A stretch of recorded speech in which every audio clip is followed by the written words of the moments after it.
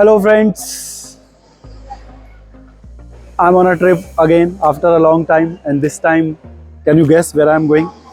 I'm going to Goa this time, yes. And presently I'm at Indore airport. I'll show you the airport.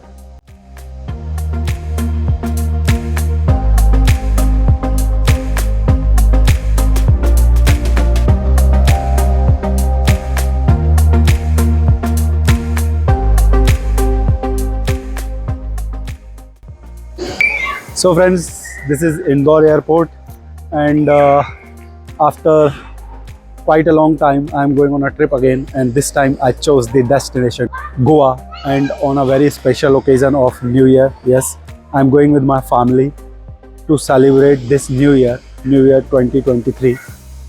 The New Year that is coming is 2024. So to have a party with my family, I'm going to Goa.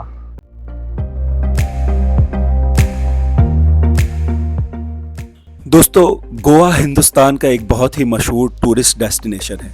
हर साल यहाँ देश विदेश से लाखों लोग घूमने आते हैं, छुट्टियाँ मनाने आते हैं। खास तौर पर न्यू ईयर पर हिंदुस्तानियों की यह सबसे फेवरेट डेस्टिनेशन है। तो मैं भी पहुँच गया गोवा। इस साल गोवा में अपना न्यू ईयर मनाने, और मेरा ये यहाँ पहला विजिट है। और अगर मैं थोड़ा आपको गोवा के बारे में बताऊँ तो गोवा को पोर्तुगीज़ रूल से 1961 में आज़ाद कराया गया था। यह टोटल 3702 स्क्वायर किलोमीटर में फैला हुआ है, जिसमें 2 रेवेन्यू डिस्ट्रिक्ट नॉर्थ गोवा और साउथ गोवा आते हैं। गोवा का कैपिटल पणजी है। यहाँ ऑफिशियल लैंग्वेज कोंकणी बोली जाती है, और यहाँ रहने वाली पॉपुलेशन लगभग 1.82 मिलियन है। और टूरिज़्म के अलावा और 2 जो बड़ी बिजनेस इंडस्ट्रीज़ हैं गोवा में, वो हैं एक तो एग्रीकल्चर और दूसरा माइनिंग। और गोवा को शुरू से ही हमारी बॉलीवुड इंडस्ट्री ने बहुत प्रमोट किया है, और यही कारण है कि गोवा हमेशा से यंगस्टर्स के बीच खास तौर से बहुत ही ज़्यादा फेमस रहा है। हर स्कूल कॉलेज का बच्चा अपने लाइफ में एक बार गोवा जाना ही चाहता है। एक फिल्म को मैं स्पेशली मेंशन करना चाहूँगा, दिल चाहता है। मुझे लगता है कि गोवा को प्रमोट करने में, पॉपुलर बनाने में दिल चाहता है मूवी का भी एक बहुत ही इम्पोर्टेंट रोल प्ले है।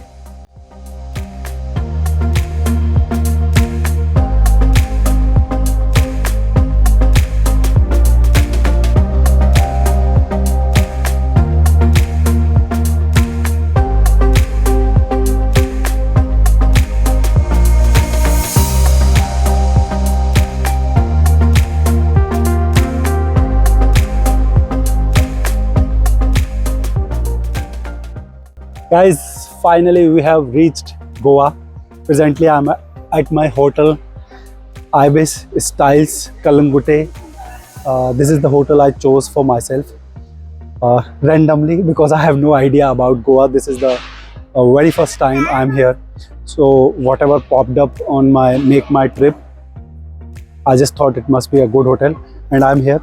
काफ़ी डिले हुआ फ्लाइट, लेकिन फिर भी after 2 hours of flight I am in Goa.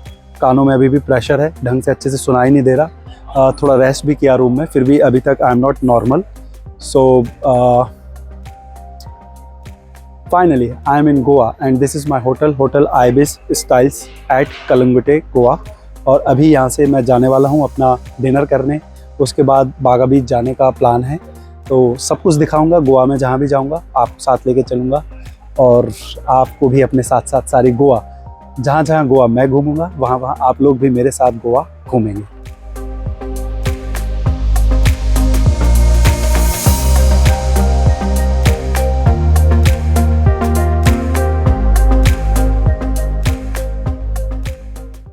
दोस्तों, आई नो आप सभी जानते ही हैं कि गोवा को नाइट क्लब्स, पार्टी हॉल्स, बीच, अपनी नेचुरल ब्यूटी और टेस्टी यमी खाने के लिए जाना जाता है। लेकिन बीचेस और नाइट क्लब्स के अलावा गोवा में एक अच्छा खासा मार्केट भी है। तो आप चाहें तो गोवा के मार्केट में भी एक अच्छा समय बिता सकते हैं, और आप चाहें तो यहाँ से शॉपिंग भी कर ले जा सकते हैं।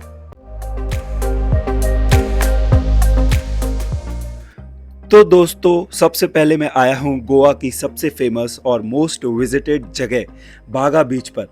आई होप आपने भी इस बीच का नाम सुना ही होगा, क्योंकि इसे गोवा में सबसे बेहतरीन और अट्रैक्टिव बीच माना जाता है। और लिटरली बताऊं तो लोग बिल्कुल सही कहते हैं, मतलब यह बीच वाकई में बहुत ज़्यादा सुंदर है।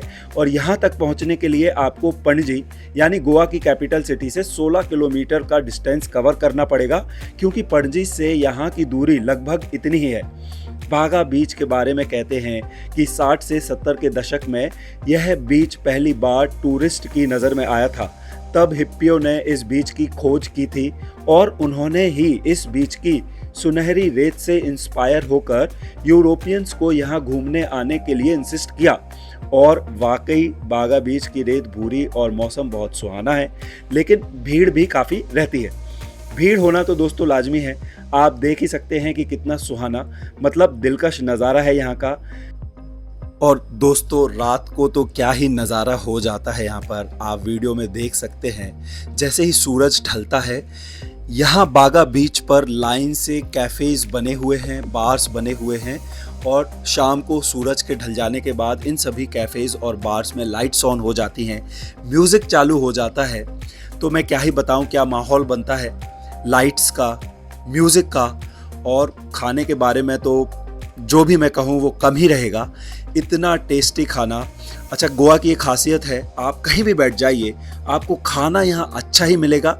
और फ्रेंकली स्पीकिंग हमारा जो पहला एनकाउंटर था खाने को लेकर, वो बागा बीच पर बहुत ही ज़बरदस्त था। मतलब वहाँ का खाना खाकर आप समझिए कि मज़ा ही आ गया।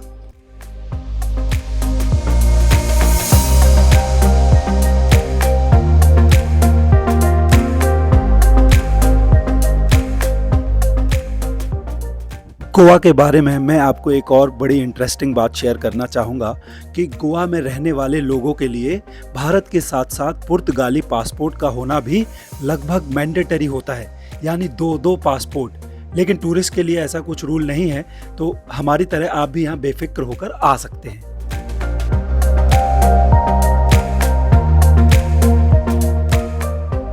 तो दोस्तों अगले दिन हम पहुंच गए गोवा के बहुत ही मशहूर कैसीनो डेल्टिन गोल्ड कैसीनो में। यह कैफ़े बाहर से बहुत ही शानदार दिखता है, और जितना शानदार बाहर से दिखता है अंदर से उतना ही ज़्यादा धमाकेदार है। यहाँ की जो एंट्री फीस है उसमें खाना पीना सब कुछ शामिल होता है, लेकिन अगर आप गेम्स खेलना चाहते हैं, गैम्बलिंग करना चाहते हैं, तो उसके लिए आपको अपनी जेब से अलग से पेमेंट करनी होगी। हमने तो गैम्बलिंग नहीं की, लेकिन अगर आप करते हैं तो आप अपनी जेब का ख्याल ज़रूर रखें। हम तो कैसीनो को अंदर से एंजॉय करने के बाद सीधा पहुंचे फूड काउंटर पर। और जैसे कि मैं आपको पहले बता चुका हूं कि आप गोवा में खाना खाने कहीं भी बैठ जाइए, आपको खाना हर जगह बहुत ही ज़बरदस्त मिलता है। और सबसे पहले हम जाकर टूटे मुंबई चाट पर। आप देख सकते हो मुंबई चाट का कितना अच्छा ऑप्शन अवेलेबल था, और जितना अच्छा देखने में लग रहा है उसका टेस्ट उतना ही अच्छा था। मुंबई चाट को एंजॉय करने के बाद हमने खाने की दूसरी वैरायटी भी वहाँ एंजॉय की। पूरा खाना, सारी वैरायटी अवेलेबल थी, टेस्ट में कोई कमी नहीं थी, सर्विस बहुत शानदार थी। तो हमारी जो कैसीनो की एंट्री फीस लगी, आई मस्ट टेल यू, एक तो कैसीनो के एक्सपीरियंस, जो वहाँ का एम्बियंस था, और उसके बाद खाना, इसमें ही पूरी तरह चुक चुकी थी। लेकिन फिर आया नंबर कैसीनो के लाउंज का, क्योंकि न्यू ईयर का समय है। वहाँ लाउंज में एक डांसिंग इवेंट ऑर्गेनाइज किया जा रहा था, and I must tell you what an awesome event it was. Bollywood music पर डांस हो रहे थे, और बहुत ही अच्छी डांसिंग परफॉर्मेंस, सिंगिंग परफॉर्मेंस वहाँ हमने कैसीनो में बैठकर एंजॉय की। दोस्तों गोवा जाना ही जाता है अपने इसी तरह के स्पेशल इवेंट्स के लिए, और हमारे लिए यह एक बहुत ही स्पेशल अट्रैक्शन था। और जिस तरह की परफॉर्मेंसेस इन आर्टिस्ट ने स्टेज पर की, मैं आपको बताना चाहूँगा कि हमने इनकी परफॉर्मेंस को बहुत ही ज़्यादा एंजॉय किया, और इन्होंने एक तरीके से हमारी शाम बना दी। दोस्तों वैसे गोवा का मेन सोर्स ऑफ इनकम, यानी कि इस राज्य की जो इकॉनमी है वो मेनली टूरिज़्म पर ही चलती है। लेकिन मैं आपको एक सलाह देना चाहूँगा कि कभी भी गलती से आप गोवा गर्मियों में ना आएं, क्योंकि एक तो गोवा में गर्मी बहुत होती है तो आप वैसे भी परेशान ही हो जाएंगे, और दूसरा यहाँ गर्मियों में ज़्यादा कुछ देखने के लिए अट्रैक्शन होता नहीं है, क्योंकि जितना भी टूरिज़्म है वो ठंड में ही होता है। तो आप अगर गोवा जाना प्लान कर रहे हैं तो एक तो सर्दियों में जाएं, और बेस्ट तो यह है कि आप वहाँ न्यू ईयर के टाइम पर ही जाएं। दोस्तों, अगले दिन हम पहुंचे एक ऐसी जगह कि कुछ देर के लिए तो मुझे यकीन ही नहीं हुआ कि हम हिंदुस्तान में ही हैं। जगह का नाम है डियाज पूल क्लब एंड बार, और यह जो पूरा बार है, जो क्लब है, इस तरह से बनाया गया है जैसे किसी फॉरेन कंट्री का, लॉस वेगस का बार हो। यहाँ का जो माहौल था और यहाँ की जो तैयारी थी, मैं आपको क्या ही बताऊं। थोड़ी देर के लिए तो मुझे बिल्कुल यकीन नहीं हुआ कि मैं इंडिया में ही हूँ, और इंडिया में ही मुझे इस तरीके के बार का एक्सपीरियंस मिल रहा है।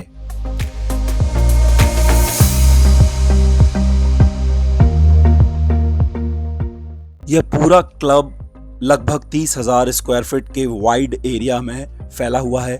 ये एक पूल क्लब है जिसमें सभी मॉडर्न सुविधाएं हैं, और सबसे खास है इस पूल क्लब की सजावट। जैसा कि आप देख ही सकते हैं, चारों ओर जगमग करती लाइट्स, रोशनी, झालर। शाम होते ही यहाँ जाम छलकने शुरू हो जाते हैं, क्योंकि यहाँ शराब बेहद सस्ती और अच्छी मिलती है। वैसे दोस्तों, बता दूं कि गोवा में 7,000 के लगभग वाइन बार्स हैं, जहां शराब के साथ साथ मस्ती भी की जा सकती है। इसलिए लाइफ में एक बार तो हर कोई गोवा जाना ही चाहता है। हमने यहाँ का मेन्यू भी चेक किया, जिसमें कॉकटेल मेन्यू बिल्कुल वैसा ही था जैसा कि गोवा के पूल क्लब से उम्मीद की जा सकती थी। मतलब दुनिया भर के कॉकटेल इस मेन्यू में देखने को मिले। तो दोस्तों, म्यूजिक, कमाल का खाना, कॉकटेल, पूल के किनारे का जादू और लाइव परफॉर्मेंस, मतलब डियाज पूल क्लब एंड बार अपने आप में एक अनफॉरगेटेबल मोमेंट रहा है मेरी लाइफ का। और अगर आप लोग भी रिसेंटली गोवा विजिट कर रहे हैं या प्लान कर रहे हैं, तो मेरी आप लोगों को हार्डकोर सलाह है कि आप अगर गोवा जा रहे हैं तो डियाज पूल क्लब एंड बार को विजिट करना बिल्कुल ना भूलें।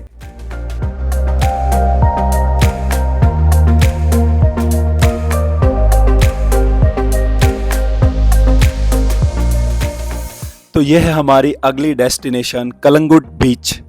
गोवा का एक बहुत ही फेमस और खूबसूरत बीच यह भी है, और बहुत ही ज़्यादा अट्रैक्टिव स्पोर्ट्स एक्टिविटीज़ से भरा हुआ बीच है ये।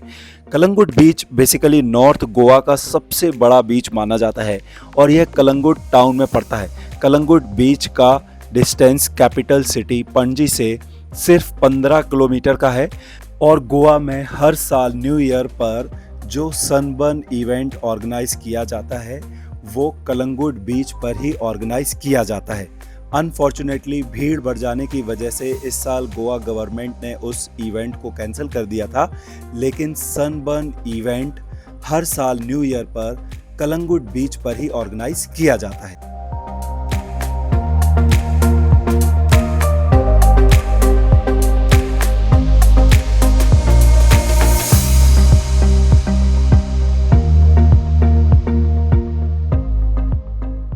तो दोस्तों, अब बारी है Tito's club and dance bar को एक्सप्लोर करने की।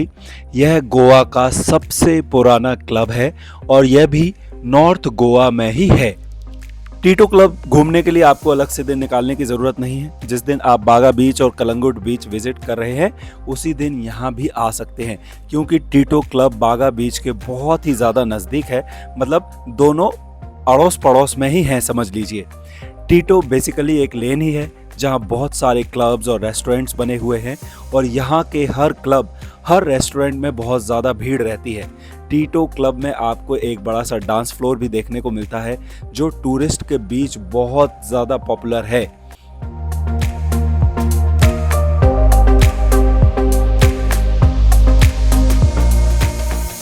यह क्लब वैसे तो रेगुलरली यहाँ Bollywood vintage night, karaoke night, ladies night वगैरह ऑर्गेनाइज करता ही रहता है, और यहाँ अक्सर भीड़ भी रहती है। लेकिन न्यू ईयर होने की वजह से उस दिन यहाँ जो माहौल था वो देखने ही लायक था। आप देख सकते हैं झूमते हुए लोग, सड़कों पर नाचते गाते लोग, अपने और अपने ग्रुप में ही मस्त लोग। आप इस क्लिप को देखकर अंदाज़ा लगा सकते हैं कि हमने गोवा में कितनी मस्ती करी होगी और कितना शानदार न्यू ईयर हमने गोवा में सेलिब्रेट किया होगा।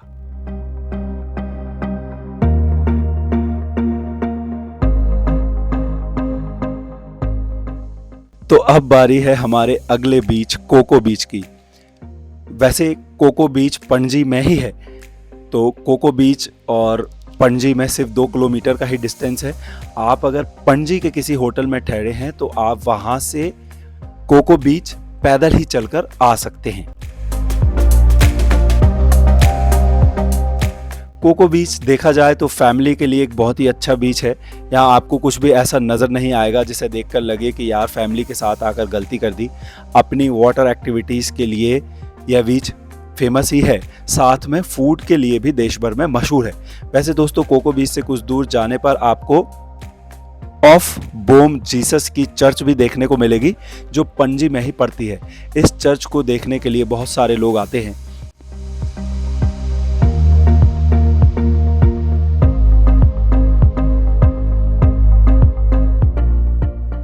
देखिए दोस्तों, यह है खासियत गोवा की।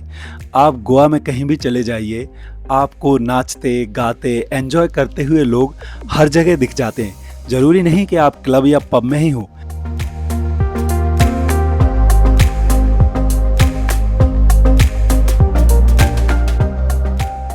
कोको बीच से बाहर निकलकर हम सीधा पहुंचे कैंडोलम बीच। कैंडोलम बीच के बारे में कहा जाता है कि यह गोवा का सबसे लंबा समुद्री तट है और सबसे शांत बीच भी इसे गिना जाता है। अब तक हमने जितने भी बीच घूमे हैं वहाँ लगभग हर बीच के आसपास रिजॉर्ट थे, लेकिन कैंडोलम बीच की खासियत यह है कि इसके आसपास कोई रिजॉर्ट नहीं है। हालांकि छोटे मोटे रेस्टिंग पॉइंट ज़रूर है। कैंडोलिन बीच दोस्तों अपना ऐतिहासिक महत्व भी रखता है। जैसे पहली बार गोवा के लोगों ने पुर्तगालियों के खिलाफ जो विद्रोह किया था वो इसी बीच पर किया था।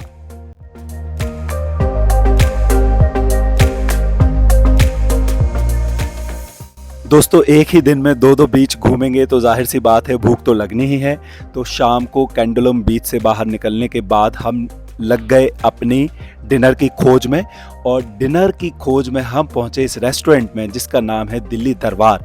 और मैं आपको बता दूं, यह नॉर्थ गोवा में खाना खाने की सबसे अच्छी जगह है।